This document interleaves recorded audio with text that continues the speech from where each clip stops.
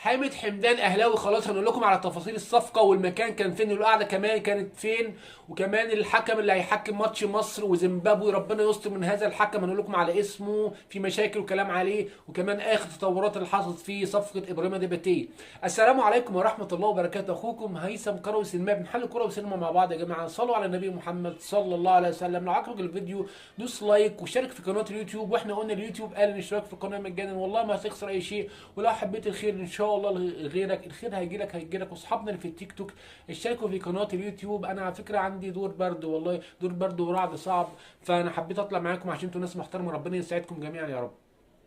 طبعا حامد حمدان خلاص وقع مع النادي الاهلي، لاعب الفلسطيني اللي كان بيلعب في نادي بتروجيت وهو ناقص في عقده 6 اشهر، ولكن النادي الاهلي خلاص هيخلصه لان العقود خلاص تمت في الساعات الماضيه. هياخد $1,000,000. القعده كانت في منطقه اكتوبر في منطقه الشيخ زايد، وكابتن محمود الخطيب ظبط كل الحاجه معاه وقال له خلاص كده يا حامد بتقفل كل التفاوضات واي تفاوض مع انديه عربيه خليجيه او حتى لو نادي في مصر زي بيراميدز. وكمان نادي الزمالك خلاص خرج من الصفقه تماما عشان خاطر المديونيه بتاعته والازمه ازمه وقف القيد. فخلاص حامد حمدان الحمد لله يا شباب اهلاوي، كمان صفقه كويسه جدا لانه بيلعب في اكتر من مركز. يعني جوكر بيلعب في مركز 8 وبيلعب هاف ديفندر خط وسط مدافع وبيلعب مساك وكمان بيلعب بدماغه حلو قوي، وجاب جون فينا في الاهلي اما الاهلي قابل بتروجيت جون بالهيد حلو جدا بسبب خطا الشناوي كالعاده. وكمان جاب جون في تونس اما كان منتخب فلسطين بيقابل تونس في كاس العرب، جاب جون برجليه الشمال صاروخ من حدود ال 18. فبجد شابوه حامد حمدان، صفقه هتنفعنا قوي. وجيس كمان عايزه جدا.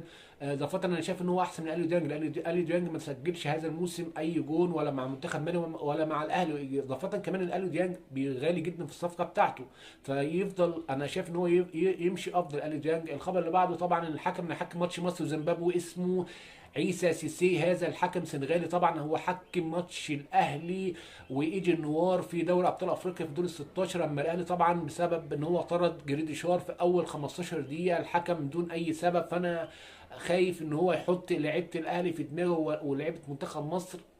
وطبعا الاهلي قدم شكوى ضد عيسى السيسي الحكم السنغالي بسبب ما فعله طبعا في دوري ابطال افريقيا قصاد الاهلي. فمش عارف ليه يعني الاتحاد الافريقي حطه قصادنا في ماتش مصر وزيمبابوي، شيء غريب جدا يعني. ربنا يستر من عيسى السيسي. الخبر اللي بعده طبعا بالنسبه لابراهيم ديباتي. ابراهيم ديباتي طبعا الصفقه عماله تروح وتيجي، وكابتن سيد عبد الحفيظ كان سافر في اوروبا. احنا قلنا ان هو بيسافر السويد لكن هو للاسف ما سافرش السويد عشان ابراهيم ديباتي. فربنا يستر من ان هو بيغلي في الطلبات، عايز $3,000,000 والاهلي قال لك $2,000,000. فلسه الكلام لسه رايح جاي، لكن جيس روب عايز ابراهيم